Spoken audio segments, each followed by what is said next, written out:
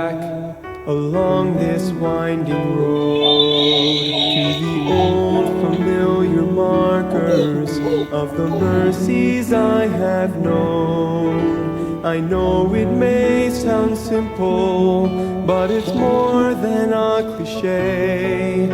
There's no better way to tell you than to say God's been good in my life. I feel blessed beyond my wildest dreams when I go to sleep each night. Though I've had my share of hard times, I wouldn't change them if I could, 'cause through it all, God's been good.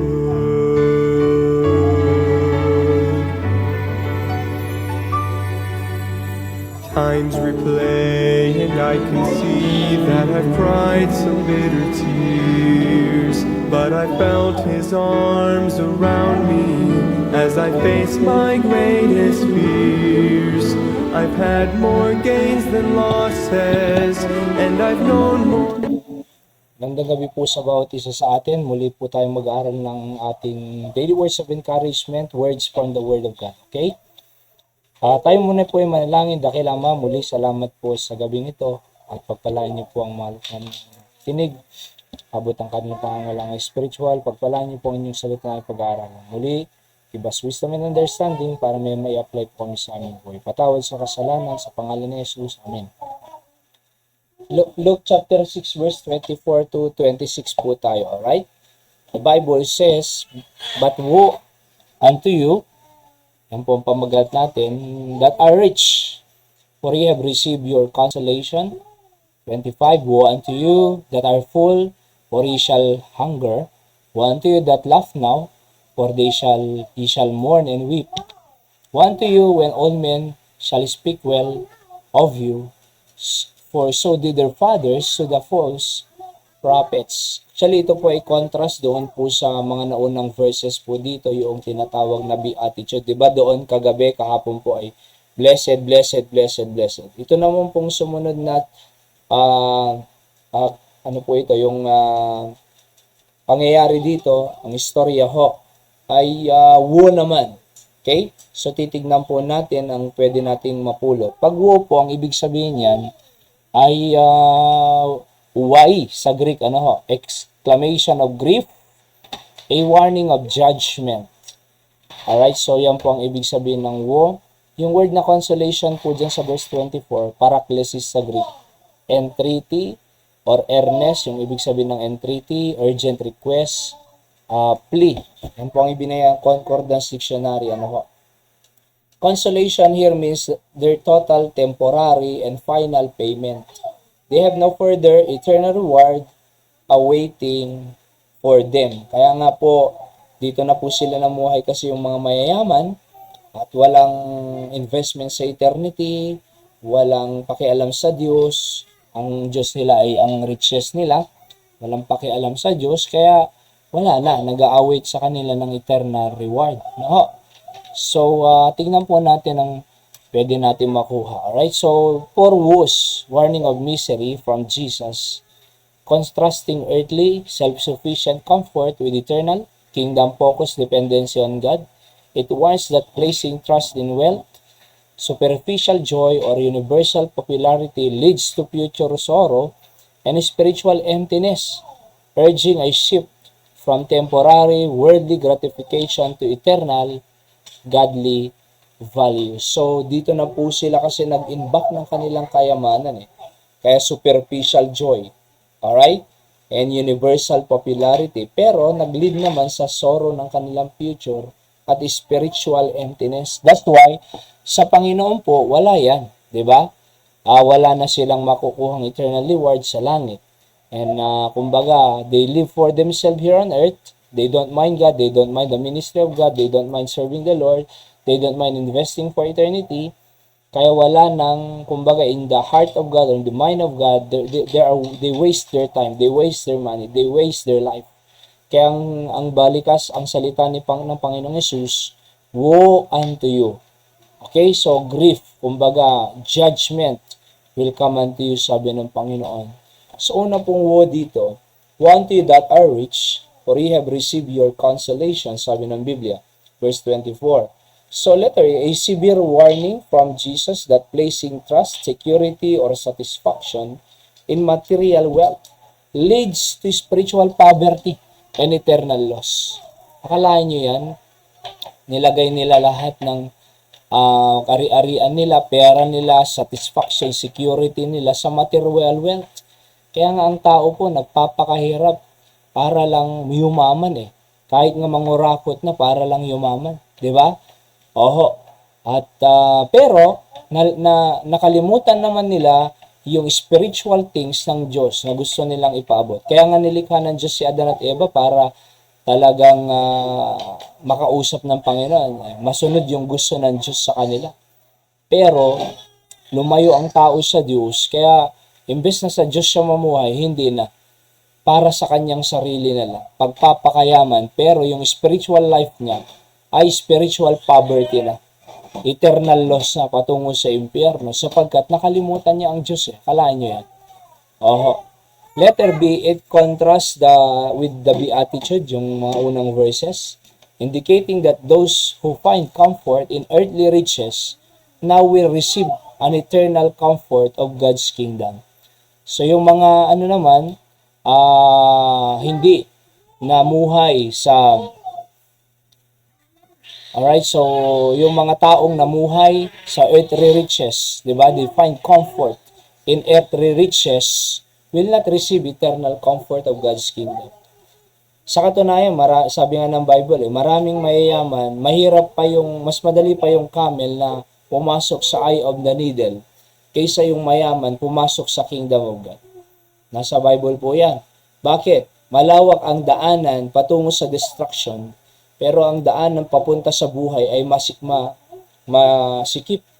Sapagkat nga, ang tao ay ayaw sa Diyos. Gusto lang sa pera, sa material, sa paglalakwat siya, traveling elsewhere, di ba? Pagpapakasarap sa buhay. Pero nakakalimutan nila yung kingdom of God. Meron palang plano ang Diyos sa kanila. Meron palang pinapagawa ang Diyos sa kanila. Kaya create ang tao. Kaya niligtas sila sa impyerno. Alright? Pero hindi nila pinapakialaman yun. So, wala na sila. They lost going to hell at they will face God in the judgment. So, nakakalungkot po talaga yan. Kaya nga sabi ng Bible, woe unto you that are rich, and ye have received your consolation. Diba? Ano yung consolation nila? Eternal judgment. Oo. So, number 2, woe unto you that are full, for ye shall hunger. Diba? Yung mga punong-puno naman, pero gutom din. Akala nyo man? Parang irony Pero, anong ibig sabihin yan? Letter A, warning from Jesus regarding spiritual complacency and the reversal of fortune. Diba? Spiritual complacency, panatag sila. Okay lang hindi magsimba, okay lang hindi mag-pray, okay lang hindi magbasa ng Biblia, okay lang hindi mag-soul winning, mag-witness, okay lang hindi magsimba. Basta kami ay, so they reverse their fortune.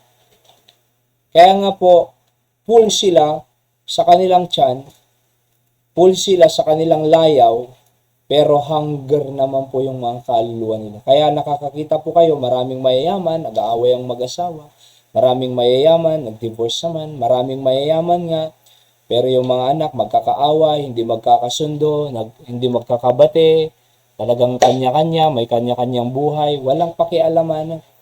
Maraming mga mayayaman, maraming lupa, nag-aaway sa lupa, nagpapatama, mag-anak, magkapatid. Di ba? So dahil sa pera ay hiniwalay ng asawa. Oo. Sa katunayan, lahat meron sa kanila yan Pero akalain mong hindi naman napakinabangan. So yun po Letter B, those who are self-satisfied,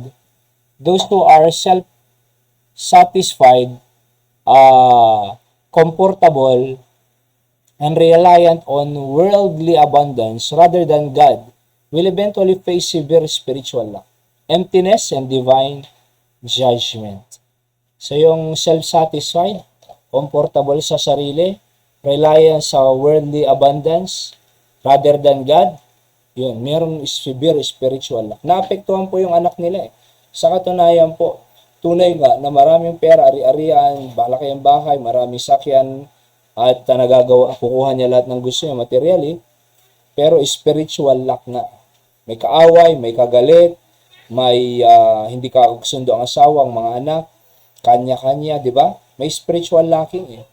Tandaan niyo po, hindi kayang lahat ibigay ng pera at material na bagay. Laging may vacuum sa puso ng tao, sa pamilya, pag wala ang Diyos. Ang Diyos lang po ang makakapagpuno ng vacuum na yan or yung emptiness na yan. Ang joy, ang Diyos lang po ang magbibigay ng peace, hindi sa pera. Ang Diyos lang po ang magbibigay ng joy, hindi pera. Ang Diyos lang po ang magbibigay ng love and concern sa pamilya, hindi po pera. Kaya wag po tayong masyadong magtiwala sa pera. Kailangan po natin ng pera. Pero akalain nyo, wag naman pong makalimutan ng Diyos dahil sa pera. Makalimutan ang pagsisimba dahil sa trabaho, sa paggamit ng pera. Makalimutan ang mga spiritual na bagay dahilan lang sa material na bagay. Marami pong ganyan. Tingnan yung Sunday, imbes na nasa church, nasa outingan, nasa birthdayan, nasa galaan, nasa mall, nasa kung saan-saan. Kaya nga, walang peace sa kanilang pamilya. Away-away sa kanilang pamilya. Kanya-kanya sa kanilang pamilya. See? Walang pakialamanan. Kasi kulang, spiritual lack. Emptiness and divine judgment. Yun ang matindi dyan eh. Sasabihin ng Panginoon, anong ginawa mo sa mga binigay ko sa iyo? Hindi mo man lang ginamit sa kingdom ko. Hindi mo man lang ginamit para sa akin. Kundi greediness, selfishness. Di ba? At makasarili. Yun. So they will face God in judgment. Number 3, ano pa ito? Woe unto you that laugh now, for ye shall mourn and weep. Yung mga tumatawa ngayon, di ba, pinagtatawanan tayo, mga naglilingkod sa Diyos, pinipersecute tayo. Sige, hayaan mo lang mga yan. Bakit? Kasi, woe unto you. Sabi ng Panginoon, eternal judgment. Grief, di ba? Sa letter A, a severe warning from Jesus against living and self-indulgence, complacent life focused solely on immediate earthly pleasure. Letter B, it predicts a future divine reversal where those ignoring God for luxury will experience profound spiritual sorrow and judgment, contrasting with temporary suffering of believers. Sa mga believers, temporary kasi may langit sila Kasi meron silang inaasahan sa Diyos. Pero, yung mga nabuhay for luxury sake in this world, ay merong profound spiritual sorrow yan sa kanila. Kaya nga may kulang So sa katunayan po, nakakatawa yan, pero sa loob-loob niyan, mabigat. Maraming taong ganyan, lalo na yung walang Diyos. Kahit sabihin mong may pera yan, may material yan, nakakatawa yan panlabas, pero pag nag-iisa yan, may kabigatan dyan. Bakit? Walang Diyos Pero, they will weep pag nag-iisa na sila. They will mourn. Nag-iiyak sila. Nagdadalamhati sila pag nag-iisa na sila. Pagkaharap ang tao, nakakatawa. Pero pag mag-isa na umiiyak, bakit? Walang Diyos Malayo sa Diyos. May relihiyon, pero walang Diyos. Iba po yung may Diyos sa may relihiyon. Sa katunayan. At panguli po, woe unto you, when all men shall speak well of you, for so did their fathers, so the false prophets. Ang ibig sabihin yan, paring they speak well to you. Pero in the eyes of God kaya, will God speak well to us? Letter A warns that spiritual or universal popularity and praise from the world are dangerous sign for a believer. Kaya nga tayo mga believer, hindi naghahanap ng ng status symbol or yung clap ng tao at praise ng tao. Di bale, pag ginagawa mo yan sa Diyos, kahit walang mag-approve, mag-applause sa'yo, pero basta acceptable ka sa Diyos, approve ng Diyos ang ginagawa. Suggesting a compromise of truth to appease people. Letter B, it encourages prioritizing God's approval over human applause. Yun ang sinasabi. kaysa palakpakan ka ng tao kasi may pinag-aralan ka, may naabot ka, pero hindi naman approval ng Diyos. Di ba? Mas maganda na yung prioritizing God's approval over human applause, as popularity often follows shallow, comfortable, or false teaching. Letter C, the verse distinguishes between being universally liked and being faithful to God. Popularity with the world often means you are not truly serving God. So kaya nga, we do not need to be popular and the applause of men para ma-artista or sino mang celebrities. Hindi natin kailangan yan. Bakit? Kasi maaring nandun sila, pero they are compromised naman sa mundo, sa ayaw ng Diyos. Sabi nga ng Bible, love not the world, neither the things that are in the world. Because if anyone love the world, the love of the Father is not in him. So he loved the world, nasa kanyang influence ang mundo, ang sistema ng mundo, ang fashion ng mundo, pero wala naman doon ng Diyos. Anin mo di ba? Kaya pinakamaganda po mga kapatid, sa Diyos po tayo. Para hindi niya sabihin, woe unto you, kundi blessed, blessed, blessed. Yung pinag-aralan po natin kami. Kaya manalangin, dakilang Diyos, bless niyo po lahat ng inyong mga salita na amin narinig. At patuloy pagpalain na lahat ng nakikinig sa gabi nito, saan man sila naroon. Please, in Jesus' name I pray. Amen. Ito po yung principles of the day natin. Hindi ko nabasa pero babasahin ko na lang po. God's warning, sabi ko dyan, is for our learning. Yang wo na yan, warning yan for our learning. Para hindi po tayo magdepende at mag-focus sa material na bagay, pleasure ng mundo, popularity, applause ng mga tao. Hindi. Dapat sa Diyos po tayo naglilingkod. Mahalin natin ang Diyos. Nag-worship po tayo. Dapat po tayo pagsisimba natin. Sunday morning, Sunday night, Thursday night. Learning po yan Number 2, investing for your time, talent, and treasure in earthly pleasure can diminish your heavenly rewards. Alright? God bless you all. I love you all. Yan po ang ating daily words of encouragement. Magandang gabi, Nanay Richie, Candon City.